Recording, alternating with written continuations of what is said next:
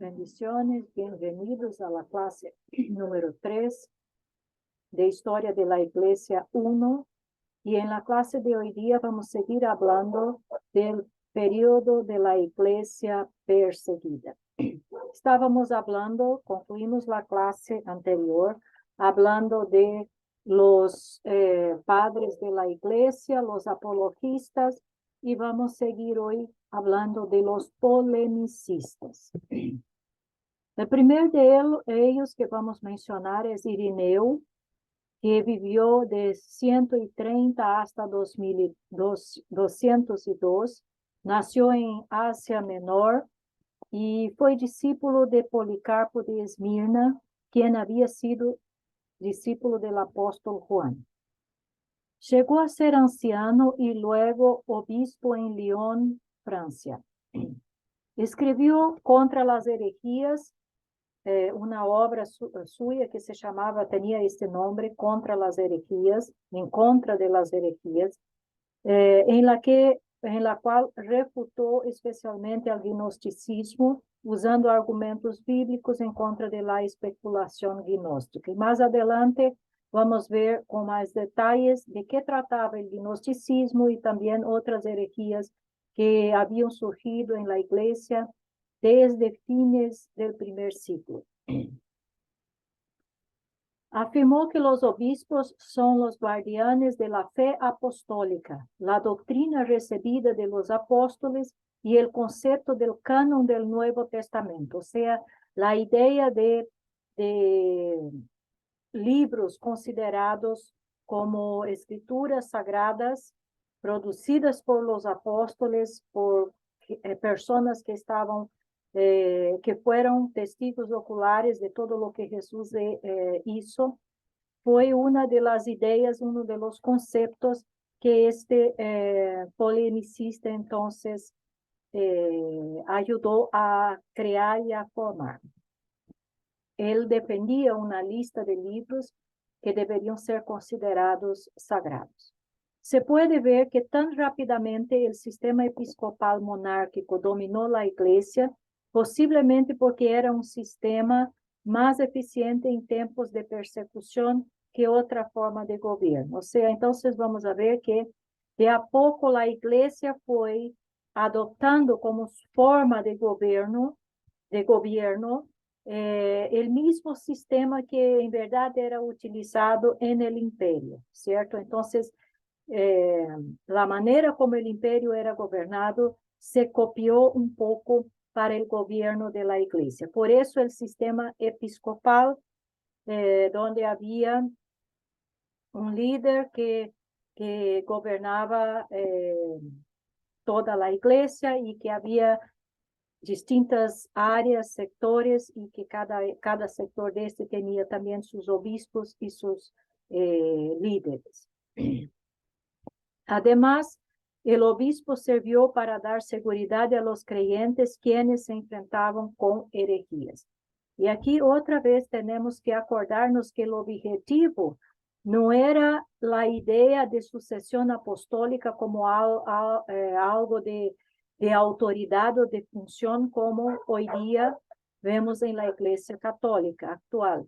Pero el objetivo era exactamente la preservación de la doctrina bíblica que fue enseñada por los apóstoles. Este era el objetivo. Entonces, estos líderes de la iglesia tenían la gran responsabilidad de exactamente preservar esta enseñanza bíblica en todas las partes donde estaba la iglesia. Y de esta forma, luchar en contra de las herejías y preparar a los creyentes para enfrentar las herejías. En un sentido, era natural que la iglesia imitara la jerarquía del Imperio Romano. Sin embargo, el sistema jerárquico produjo mucho mal fruto a través de la historia de la iglesia. ¿Por qué? Exactamente porque con el paso del tiempo y las cosas que fueron sucediendo, lamentablemente esta jerarquía también fue afectada, fue corrompida y por tanto se olvidó del propósito por lo cual estaban en las funciones que estaban. Outro polemicista foi Hipólito. Ele atacou o gnosticismo e o monarquianismo. Como já disse, vamos ver mais adelante que eram cada uma dessas coisas. E escreveu La Tradición Apostólica, la cual, esta foi a obra, o título de sua obra, La Tradición Apostólica, la cual nos dá uma descrição de la liturgia romana cerca del año 200. Possivelmente foi discípulo de Ireneu. Se oponía a los obispos de Roma, formó su propio grupo y ahora es nombrado como antipapa por los católicos romanos, aunque no había este concepto ni esta idea de papas. Consideraba al obispo Calisto un simpatizante con el monarquianismo y demasiado laxo en readmitir pecadores escandalosos a la iglesia. En 235 fue exiliado a Sardinia junto con el Papa, es el nombre que utilizan, pero otra vez tenemos que nos acordar que no era este nombre, essa nomenclatura não era utilizada com o sentido que passou a ser utilizado posteriormente. E aparentemente foi reconciliado com a Igreja Romana aí.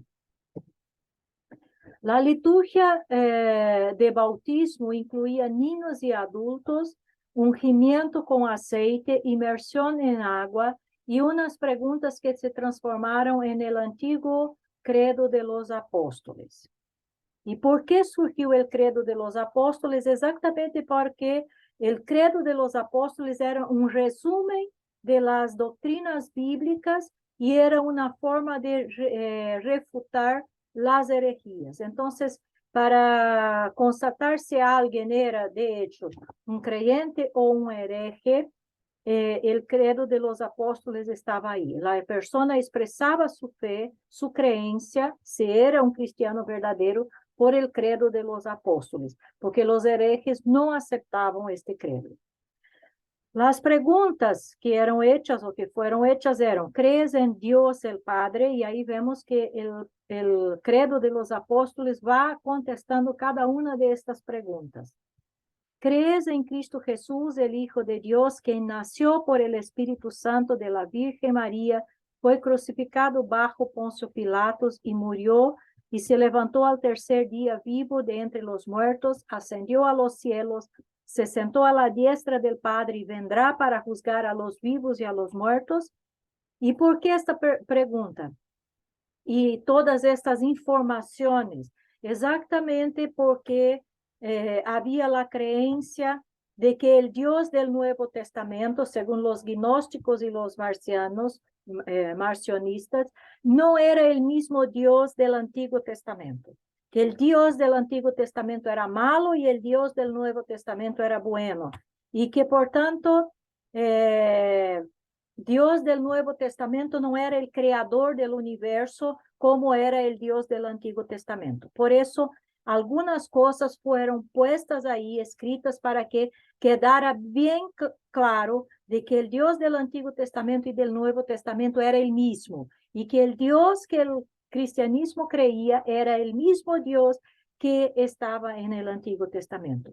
Cuanto a las informaciones respecto a Jesús también, porque hay tantos detalles por causa de la creencia que ya mencionamos también anteriormente, de que Jesús no había encarnado, de que Jesús no era un hombre de verdad, de que él había sido simplemente una apariencia, un fantasma, una aparición, pero que no era hombre.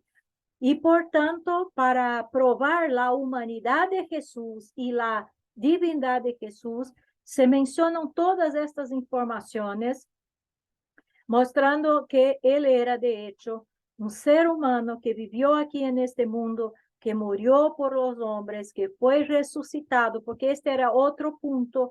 Muchos no creían en la resurrección y no creían, vamos a ver que el marcianismo no creía en el juicio de Dios al final. Él decía que Dios era bueno, amaba a todos, iba a salvar a todos, por tanto nadie iba a sufrir ningún juicio, no habría juicio. Y exactamente para que supieron de que Jesús iba a venir otra vez y habría sí juicio de los vivos y de los muertos. Entonces, todas las afirmaciones que están en el credo de los apóstoles son resúmenes de las doctrinas bíblicas para contestar, para refutar a las herejías que estaban surgiendo en medio de la iglesia. La otra pregunta era, ¿crees en el Espíritu Santo, en la Santa Iglesia y en la resurrección de la carne? Exactamente porque estos eran otros 3 puntos que las herejías distorsionaban. Incluyó una oración eucarística para dar gracias a Dios por Cristo y el pan y vino que lo representan, diciendo que la doctrina correcta, no las palabras exactas, fue lo importante. Otro polemicista se llamaba Cipriano, era obispo de Cartago, vivió de 248 hasta 200, fue obispo en ese lugar hasta 258, y es conocido por su oposición a Novacio, quien negó que la iglesia pueda perdonar y restaurar a un cristiano caído en pecado grave. Foi um pastor célibe e pobre que lutava por la unidade de la iglesia en medio de conflictos sobre la readmisión de los que habían negado a Cristo. También ya mencionamos este hecho en clase pasada, y este era un problema serio también, grande, que la iglesia enfrentó, que eran los que habían negado a Jesús y después se arrepentían y deseaban volver a la vida de la iglesia, a la comunión con la iglesia. Y ahí había los que sí concordaban de que se aceptara a estos hermanos otra vez, y había aquellos que decían que no, que una vez que habían negado a Cristo no tenían más el derecho de volver a la iglesia y a su comunión, y no tenían derecho al perdón. Se oponía a Esteban, obispo de Roma, a quien se dirigió como su colega, llamándolo hermano. Y ahí comenzamos a percibir también que de a poco algunos obispos o se consideraban más importantes que los otros por causa de la ubicación a donde estaban, o incluso otros obispos y otras iglesias tenían en consideración la autoridad de distintas iglesias. Una cosa que tenemos que reconocer es que obviamente la Iglesia Católica Romana, como la conocemos hoy día, no se formó así de la noche a la mañana. Fue un largo proceso, y que de a poco las distintas cosas que fueron sucediendo por fin dieron este formato a lo que hoy día es la Iglesia Católica Romana. Entonces aquí vimos que en este tiempo ya había una cierta divergencia, una cierta disputa entre los distintos obispos de las iglesias. Su actitud hacia los obispos de Roma muestra que no los consideraban superiores a otros obispos, pero reconocía que estos ejercían más influencia que otros en el occidente. Cipriano sostenía que los herejes deberían ser bautizados de nuevo al regresar a la iglesia, y Esteban, que era el obispo de Roma, lo negaba. Para reconciliar el Antiguo y el Nuevo Testamento, consideraba a los ministros como sacerdotes y a la Santa Cena como un sacrificio. Y ahí aquí tenemos que reconocer también que él cometió un error, porque en ninguna parte la Biblia dice que la cena es un sacrificio. La cena es un memorial, pero él sí defendía que la cena era como el sacrificio. Dijo que no había salvación fuera de la Iglesia Católica, y aquí otra vez vamos a nos acordar que aún no existía la Iglesia Católica Romana como conocemos. tenemos que siempre tener en mente que en este entonces el sentido católico tenía otra connotación, lo cual el Papa reafirmó en el año 2000 con respecto a la Iglesia romana y lo cual afirma la Confesión de Fe de Westminster. O sea, la Iglesia Católica afirma que alguien para ser salvo tiene que ser parte de la Iglesia Católica, y esto no es verdad. La Iglesia visible, que también es católica o universal, bajo el Evangelio, no está limitado a una nación como anteriormente en el tiempo de la ley. Se compone de todos aquellos que en todo el mundo profesan la religión verdadera juntamente con sus hijos, y es el reino del Señor Jesucristo, la casa y familia de Dios, fuera de la cual no hay posibilidad ordinaria de salvación, decía él. Murió como mártir en el año 258. Los teólogos de Alejandría, este era otro grupo importante que trataron de fortalecer la iglesia y defender la fe cristiana. Uno de ellos, Clemente de Alejandría, enseñó en la Academia Cristiana en Alejandría del año 180 hasta 202 después de Cristo. Intentó demostrar la superioridad del cristianismo a la filosofía, pero revela una fuerte dependencia de Platón, que era un filósofo griego.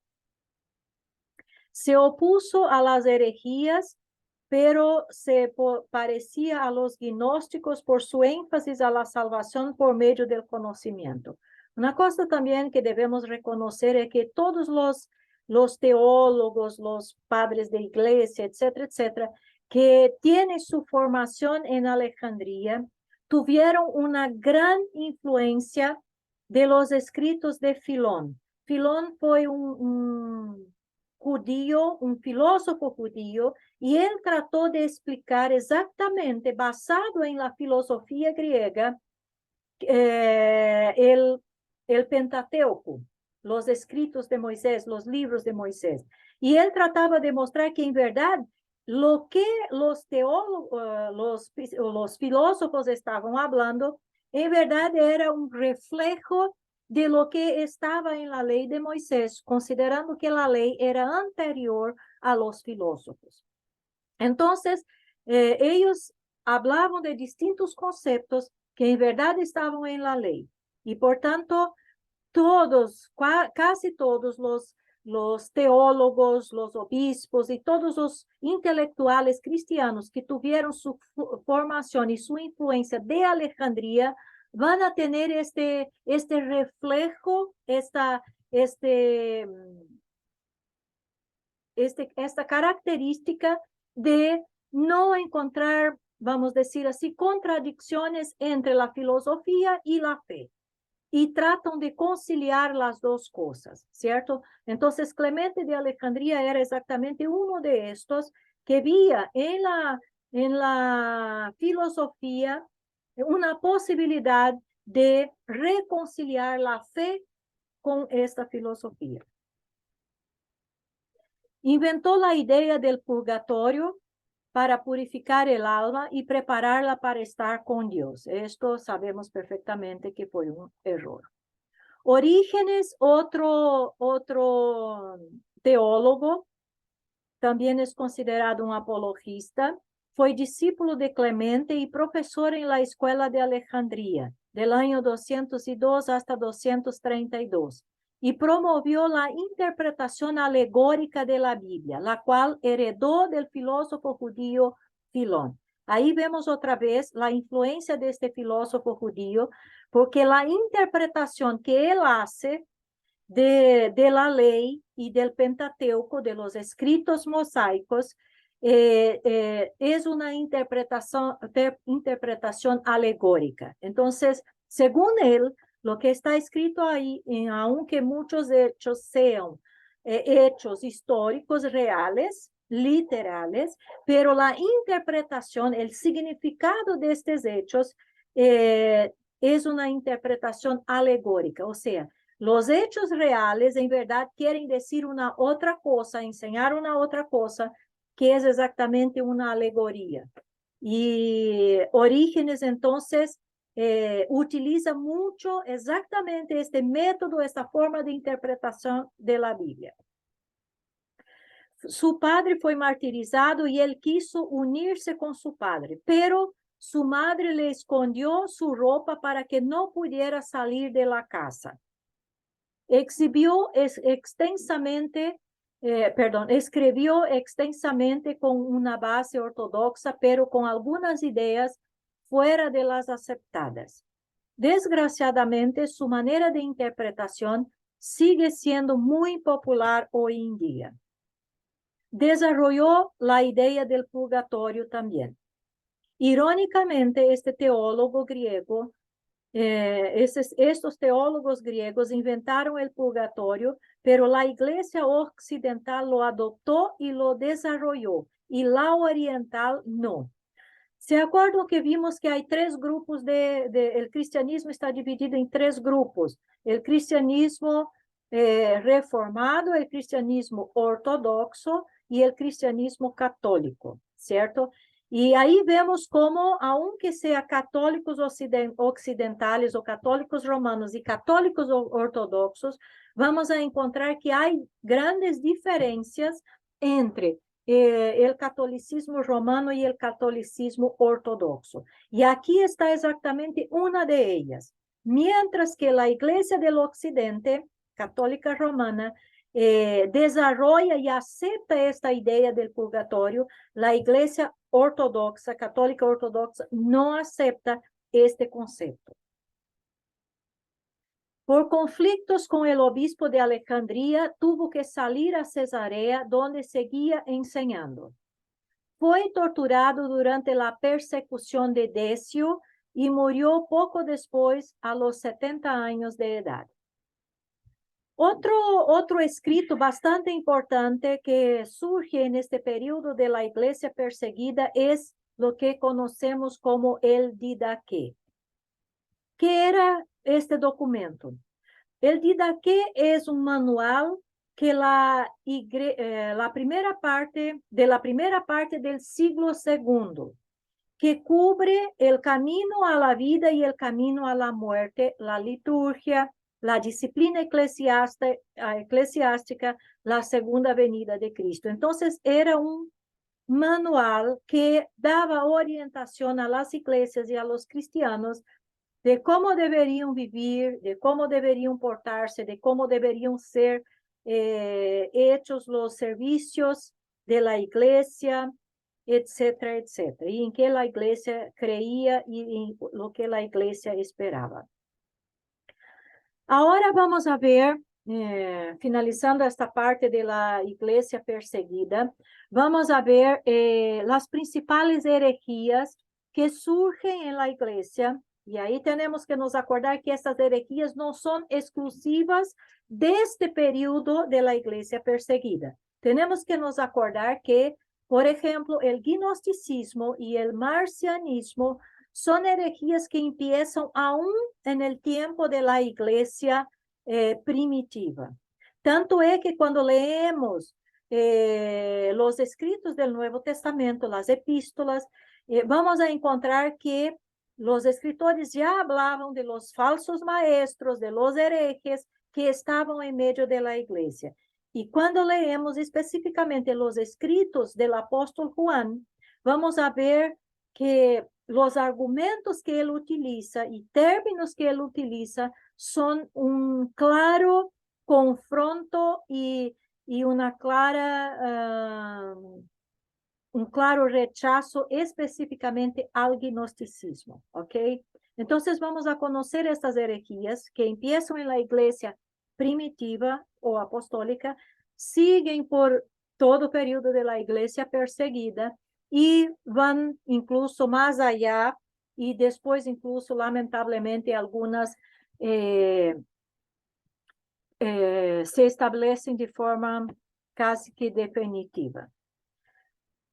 La primera de estas herejías que vamos a ver es el gnosticismo. Es un sistema dualista y místico que enseña que los que obtienen el gnosis, que significa conocimiento, logran la salvación espiritual. Entonces, según el gnosticismo, la salvación no es por medio de la creencia en Jesucristo, la salvación es por medio del conocimiento. Y un conocimiento secreto que algunas pocas personas tienen. Entonces, para obtener este conocimiento, uno tiene que adherirse a esta persona que tiene este conocimiento secreto. Despreciaba lo material y exaltaba lo espiritual. Según los gnósticos, todo lo material era malo y solamente lo espiritual era bueno. Y por tanto, el hombre estaba encarcelado en un cuerpo malo y tenía que liberarse de este cuerpo para poder disfrutar de todas las bendiciones espirituales. Había muchas versiones del gnosticismo, pero asignó la creación del universo material a una criatura espiritual que se equivocó. Entonces, para ellos, el Jehová que es mencionado en el Antiguo Testamento no es el Dios todopoderoso, bondadoso, sublime, etcétera, etcétera. Es un Dios un Dios inferior y que cometió un equívoco cuando crió el mundo y la humanidad. Por tanto, y por eso todo el mundo creado es malo y el hombre material también. Los gnósticos practicaban el libertinaje y el asceticismo. El asceticismo es en parte herencia de los gnósticos, o sea, la falta de fe, no creer. Probablemente en Colosenses 2:8 y 18-19, Pablo se dirige a una versión primitiva del gnosticismo. Otra herejía era el docetismo, que era también una idea que el gnosticismo defendía. ¿Qué era el docetismo? Enseñaba que Jesús solamente parecía humano y que Simón de Cirene fue crucificado en su lugar. En griego, dokeo significa parecer. Primera de Juan 4, de 1-4, está en contra de esta herejía, ¿cierto? Entonces el docetismo decía que Jesús no había nacido de una mujer, que él no era un ser humano de verdad, que él no tenía un cuerpo humano físico de verdad, él era simplemente una apariencia. El ebionismo, otra herejía, era también una forma de adopcionismo. Enseña que Jesús fue adoptado por Dios y designado Mesías por su obediencia a la ley, pero que no era divino. Entonces vamos a ver en verdad que el gran problema de todas las herejías que van surgiendo está centrado en la persona del Señor Jesucristo. Por lo general, las herejías niegan la naturaleza humana y divina de Jesús al mismo tiempo. Para unos Jesús era solamente divino y para otros Jesús era solamente humano, pero las dos cosas no admitían. Este era el gran problema de todas las herejías que van a surgir en este tiempo. Entonces aquí vemos cómo el ebionismo, el docetismo negaba que Jesús era humano, no podía ser humano, porque era el Hijo de Dios. El ebionismo, por otro lado, dice que Jesús no era Dios, era un ser humano común cualquiera, pero vivió tan perfectamente, obedeció tan perfectamente la ley, que Dios lo adoptó como hijo y lo designó para ser el Mesías. Entonces, él no era divino. Era simplemente un hombre adoptado por Dios. Nega, por tanto, la expiación y toma la cruz como ejemplo de sufrimiento resignado. O sea, cuando Jesús murió en la cruz, no murió para expiar la culpa y el pecado de toda la humanidad, simplemente como un ejemplo de que debería, de que el ser humano debe soportar el sufrimiento de forma resignada. Según el lesbianismo, la salvación o adopción, que nada más era que adopción, es por medio de seguir el ejemplo de Jesús y no de creer en Jesús, ¿cierto? Entonces, todos aquellos que siguen el ejemplo dejado por Jesús van a ser salvos. Y ahí vemos que la salvación no es por gracia ni por fe, es por las obras de cada uno. Otra herejía era el marcionismo, que ya hemos mencionado bastante. Era un tipo de dualismo, se mezclaba un poco con el gnosticismo y viceversa. El gnosticismo también se mezclaba un poco con el marcionismo, despreciando la materia y exaltando el espíritu. Según el marcianismo, contrastaba el Dios del Antiguo Testamento que hizo el universo malo con el Dios del Nuevo Testamento, el Padre del Señor Jesucristo. Según ellos, no era el mismo Dios. Como ya decimos, el Dios del Antiguo Testamento era malo y el Dios del Nuevo Testamento era bueno. Negaba la encarnación y la resurrección de Jesucristo. Entonces, para ellos Jesús era solamente divino, no era hombre. Marción hizo su versión del canon, del Nuevo Testamento, por supuesto, quitando el Antiguo Testamento y incluyendo solamente a Lucas y las cartas de Pablo, menos las muchas citaciones del Antiguo Testamento. Entonces, todas las citaciones del Antiguo Testamento en el Evangelio de Lucas y en los escritos de Pablo, él los sacó. Y esto entonces lo que quedó era lo que él consideraba la Biblia verdadera. Otra herejía fue lo llamado montanismo. ¿Se acuerdan que uno de los padres de la iglesia por fin se adherió a este movimiento? ¿Qué era el montanismo? Anticipa el fin del mundo y enfatiza la profecía actual, los dones espirituales y el ascetismo. Montano se creía profeta de la nueva era del espíritu. Consideraba que la iglesia era demasiado mundana y quiso preparar una élite espiritual para la nueva era. Otra herejía fue el novacionismo. Rehusó readmitir en la iglesia a los que habían negado a Cristo bajo la persecución de Decio y provocó una división que duró hasta el siglo VI. Entonces vemos que los novacianos eran el grupo que no admitía que los que habían negado a Jesús volvieron a la iglesia y por tanto se separaron del restante de la iglesia, que admitía que una vez que la persona estuviera arrepentida, podría volver a la comunión de la iglesia.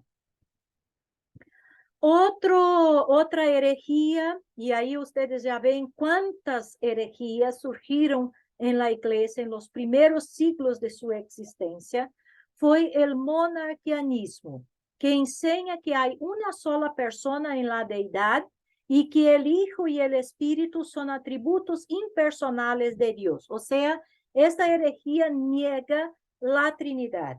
No, según ellos, no existe el Padre, el Hijo y el Espíritu Santo. Solamente existe Dios y el Hijo y el Espíritu son atributos de Dios y no personas y Dios como Dios mismo. Esta herejía hizo que la iglesia definiera la doctrina de la Trinidad. Los unitarios son una manifestación actual de este error. Y les digo que hay iglesias actuales, incluso aquí en Chile, que tienen esta creencia, no creen en la Trinidad. Son unitaristas, se llaman unitaristas. No voy a mencionar aquí el nombre de la iglesia. Otra herejía es el maniqueísmo. Es una expresión radical de gnosticismo que divide a los creyentes en dos grupos. los elegidos y los oyentes. Y si reflejamos bien, encontramos una idea, un reflejo de esta idea, lamentablemente, hoy día en muchas iglesias, que considera a los salvos y a los laicos. Los laicos son gente que asiste a la iglesia, pero que no están comprometidos con la iglesia. Entonces vemos aquí un reflejo. Los elegidos y los oyentes. Y la Biblia dice claramente, o uno es salvo o no es salvo. Y si no es salvo, si es simplemente un oyente, no es parte de la iglesia. Pero el maniqueísmo dividía a los creyentes exactamente de esta forma, que había dos tipos de creyentes.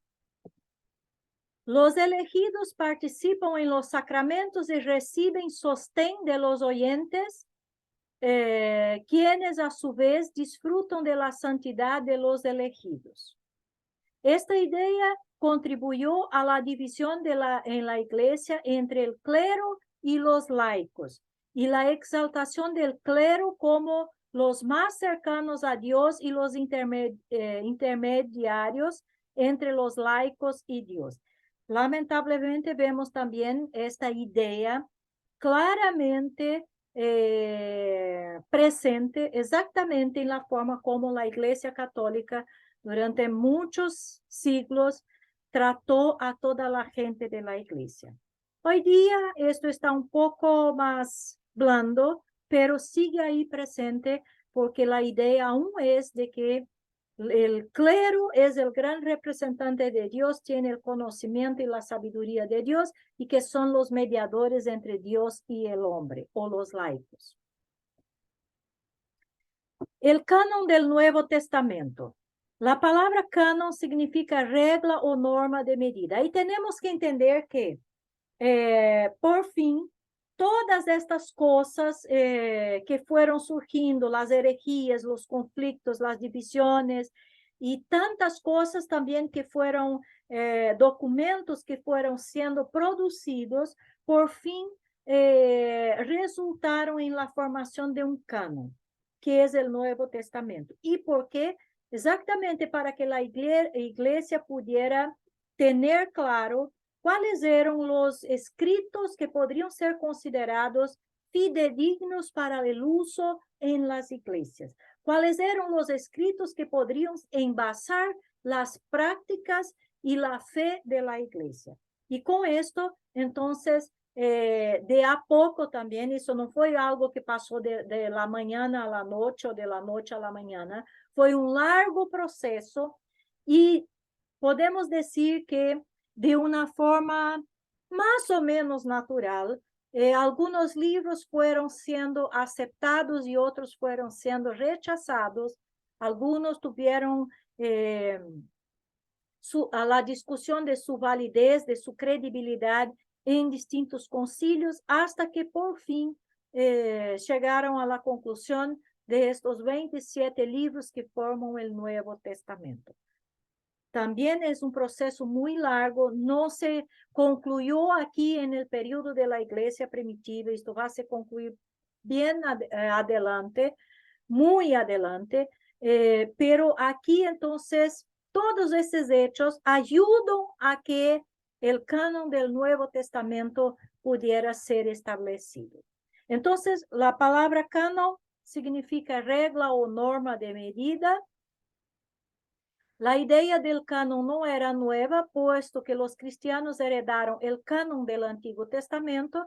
La palabra canon fue desarrollada por los cristianos, ¿ok? Esta palabra no existía antes. Por las persecuciones y las herejías, los cristianos tuvieron que reconocer cuáles escritos eran autoritarios, o sea, que tenían autoridad divina y que deberían ser utilizados por la iglesia. Las persecuciones y las herejías forzaron contestar algunas preguntas. ¿Por cuáles libros estás dispuesto a morir? ¿Cómo se determina cuál mensaje es el apostólico? La iglesia buscó identificar las obras escritas por un apóstol o por un asociado a un apóstol. Entonces, las obras más cerca de los comienzos exactamente, por fin fueron las que quedaron en el canon del Nuevo Testamento, porque las otras ya estaban muy alejadas, lamentablemente ya tenían muchas influencias de otras cosas y muchas cosas ya estaban distorsionadas. Incluso vimos ahí con los padres, los apologistas, los teólogos, como algunas cosas ya estaban se distorsionando. Entonces, el proceso de formación del canon del Nuevo Testamento fue un reconocimiento de los libros que se habían demostrado divinos en la formación de la iglesia. Por un lado, la iglesia creó el canon y por otro lado, el canon ya estaba creado en la iglesia, porque los libros ya eran un consenso, ya eran utilizados en la iglesia y por tanto solo se hizo oficializar estos libros como libros sagrados o como Biblia para la iglesia. Un bosquejo de la aceptación de los libros del Nuevo Testamento. Las cartas de Pablo ya eran todas aceptadas para el año 100. Entonces, cuando Juan muere, los escritos de Pablo todos ya tenían una aceptación absoluta en las iglesias, ninguno fue contestado. Los evangelios sinópticos ya eran aceptos para el año 150.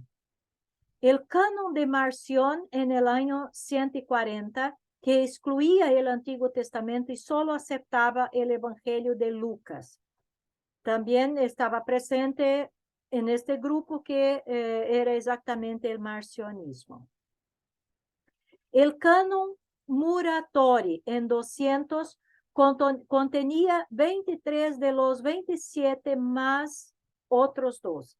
Este canon Muratori es una de las listas más antiguas que se ha encontrado.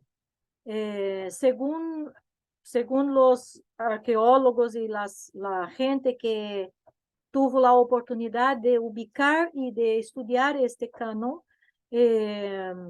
lo fechan antes del año 200, bastante antes del año 200, posterior, poco después del año 100. Ya había entonces este canon, ya era una lista de libros que era recomendada para la iglesia, ¿cierto? Y ahí 23 de los 27 que forman el canon hoy día ya estaban presentes ahí, incluyendo los 4 evangelios.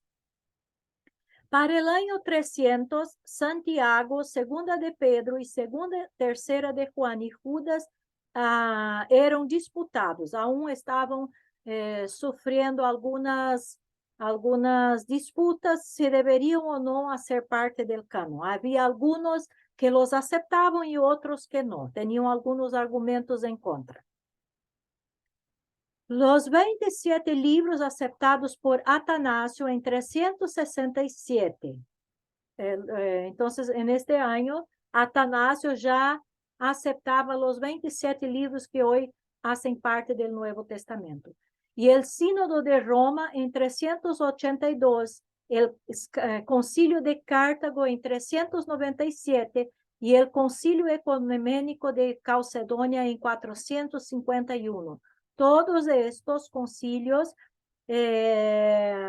aceptaban exactamente estos 27 libros. Entonces, observen que este proceso de formación del canon fue un proceso bastante largo, aunque los libros ya estaban todos escritos. Los movimientos. El monacato se desarrolló en Siria y Egipto durante la segunda mitad del siglo III. Antonio se deshizo de todos sus bienes a los 20 años para servir a Cristo sin distracción. El monacato fue lo que dio origen a lo que hoy día conocemos como los monjes. A pesar de querer escapar del mundo, muchos lo buscaban y él los formó en células de ermitaños. Entonces había dos formas de monacato. Había una forma de monacato que era vivían en grupos, todos los que querían adoptar esta forma de vida, dejaban su familia, sus bienes, todos, y se juntaban en grupos y vivían juntos en un lugar, en una condición bastante restricta, había reglas bastante restrictas, para así santificarse y, según ellos, vivir para Cristo y servir a Dios. Entonces ellos vivían en grupos, no vivían aislados. Y había otro grupo, otra forma de monacato, que era exactamente los ermitaños. ¿Cuáles eran? Eran gente que también, deseando consagrarse completamente a Dios, se aislaban del mundo y de la gente y iban a lugares alejados, desiertos, lugares a donde no había nada y nadie, y ahí vivían su vida solos, completamente aislados del mundo, del restante del mundo y de cualquier persona, ¿cierto? Entonces el monacato tenía estas dos configuraciones. Los mártires llegaron a ser héroes de la fe y se les atribuían milagros. Con la introducción de muchos expaganos en la iglesia, la veneración de los mártires y otros santos aumentó. ¿Por qué? Porque cuando los paganos entraban en la iglesia, simplemente cambiaban la adoración de sus ídolos a otros ídolos que ellos criaban ahí. O sea, sustituían sus ídolos por personajes, por figuras del cristianismo, o personajes bíblicos, o los mártires, o personas importantes, grandes destaques dentro del cristianismo. Y así empieza la idolatría adentro de la iglesia. Les ofrecían oraciones a ellos y por medio de ellos, con la idea de que tenían más eficacia, hicieron peregrinaciones a sus tumbas. Al finales del siglo III, los misioneros empezaron a adoptar y a cristianizar prácticas paganas para ganar a los paganos, pero esta práctica produjo confusión y sincretismo. Y lamentablemente esta característica aún hoy día está bastante presente en el cristianismo en muchas partes. El gobierno obispal se consolidó con sus diócesis dirigidas por obispos. Este tipo de organización jerárquica seguía el patrón del imperio. Todavía el obispo de Roma no dominaba, pero disfrutaba de un alto estatus por estar en la capital. Empecemos a ver alguna cosa de la Iglesia imperial. El Imperio Romano. El Edicto de Milán, o de tolerancia, como también es conocido, promulgado por Constantino en el año 313, marcó el fin de la época de persecuciones contra los cristianos y el principio de la Iglesia imperial.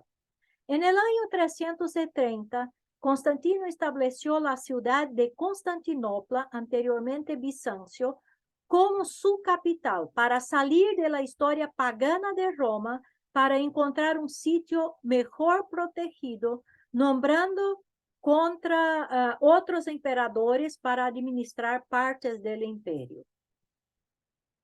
Se alejó del Senado y las familias aristocráticas devotas al paganismo. Llevó muchas estatuas paganas a Constantinopla como adornos. Entonces vemos esta contradicción en Constantino. Al mismo tiempo que quería alejarse de toda la sociedad pagana, del mundo pagano que dominaba Roma, por otro lado, llevó estatuas paganas para Constantinopla, a donde trató de refugiarse. Apoyó la construcción de iglesias y instaló algunos cristianos en puestos altos.